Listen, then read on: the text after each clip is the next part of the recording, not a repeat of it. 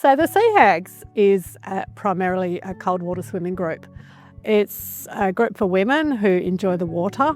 So we swim in Tasmania, which does get very cold. That's a challenge in itself. We love the challenge. We love the camaraderie that goes with that. We encourage each other. It's not competitive at all. It's just a fantastic group.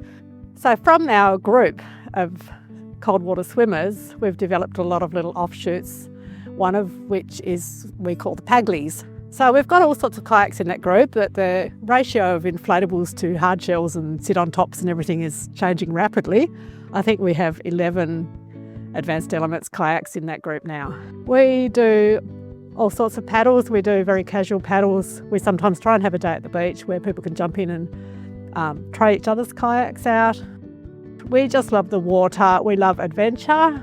We've had some overnight trips. Generally I'm kayaking with friends and there's someone to pick up the other end, which is great. But I do sometimes like to go out by myself as well. So it's really nice knowing that I can manage it all by myself.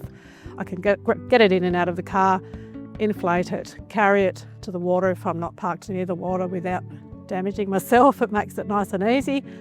Some people were like, oh, an inflatable kayak, they're not very robust. They're not very, they're like a bath toy sort of thing. These kayaks aren't like that. They're very robust in the water. They're very stable. That was the other thing. I'm, not an expert paddler by any means. So I do like knowing that I'm very unlikely to fall out of the kayak. Most of us are getting older. There's probably the bulk of the group is between 50 and 65. We do have members closer to 80 and we have some younger ones as well, but probably the bulk of us are between 50 and 65. We're not slowing down. We're enjoying life and squeezing every moment out of it. But we're just out there to have fun and a good time.